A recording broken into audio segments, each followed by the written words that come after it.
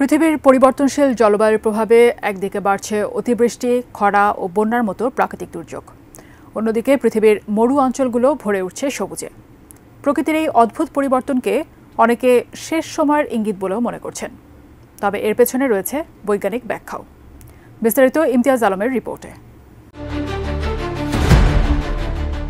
পরিবর্তন হচ্ছে পৃথিবীর জলবায়ু পরিবর্তনজনিত কারণে পৃথিবীর বিভিন্ন অঞ্চলে দেখা যাচ্ছে প্রাকৃতিক দুর্যোগ ও পরিবেশগত পরিবর্তন। পৃথিবীর অন্যতম শুষ্ক ও মরু অঞ্চল হিসেবে পরিচিত আরব উপদ্বীপ অঞ্চল, কিন্তু সম্প্রতি সৌদি আরবের বেশ কিছু মরু অঞ্চল ছেয়ে গেছে সবুজে।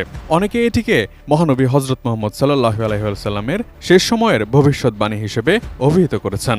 সহিহ মুসলিম হাদিসের 2229 নম্বর হাদিসে এসেছে, রাসূলুল্লাহ সাল্লাল্লাহু আলাইহি ওয়াসাল্লাম বলেছেন, কিয়ামত অনুষ্ঠিত হবে না যে পর্যন্ত সম্পদের প্রাচুর্য না আসবে।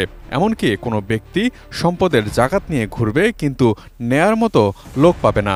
আরবের মাঠঘাট তখন সবুজ চারণভূমি ও নদীনালায় পরিণত হবে। তবে এই বিশ্বাসের বাইরে বিজ্ঞানভিত্তিক অন্য কি কোনো কারণ আছে এই পরিবেশগত পরিবর্তনের পেছনে? সম্প্রতি পৃথিবীর সবচেয়ে বড় মরুভূমি সাহারাতেও সবুজের পরিমাণ উল্লেখযোগ্য হারে বাড়ছে। স্যাটেলাইট ইমেজের বিশ্লেষণ থেকে দেখা যাচ্ছে, বছরের ব্যবধানেই মরুভূমির বেশ অনেকটা অঞ্চলে ছড়িয়েছে সবুজ। এর পেছনের কারণ অনুসন্ধান করে প্রতিবেদন করেছে CNN ওয়েদার।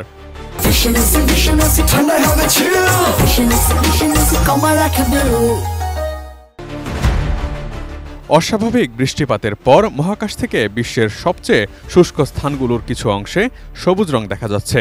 মৌসুমি ঝড়ের গতিপথ পরিবর্তন হওয়ায় সাহারাতে বৃষ্টিপাতের পরিমাণ ব্যাপকভাবে বেড়েছে। জার্মানির লাইপজিগ ইউনিভার্সিটির জলবায়ু গবেষক কার্স্টেন হাউস্টেইন বলেছেন, এমনটা ঘটছে জলবায়ু পরিবর্তনের ফলে।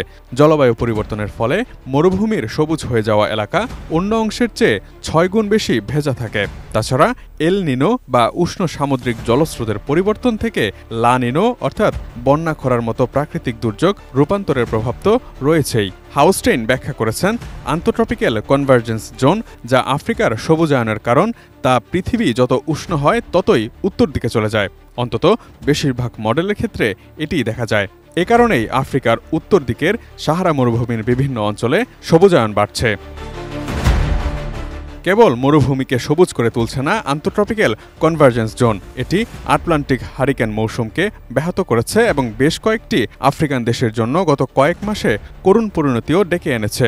সাধারণত নাইজার, চাদ, সুদান, লিবিয়া ও দক্ষিণ মিশরের কিছু অংশে প্রতি বছর জুলাইয়ের মাঝামাঝি প্রচুর বৃষ্টিপাত দেখা দিচ্ছে, সাধারণ বৃষ্টিপাতের চেয়ে, যা 400% পর্যন্ত বেশি। এতে এই অঞ্চলে প্রতি বছর ভয়াবহ বন্যাও দেখা দিচ্ছে। Imtiaz Alam, desk report, ATN news.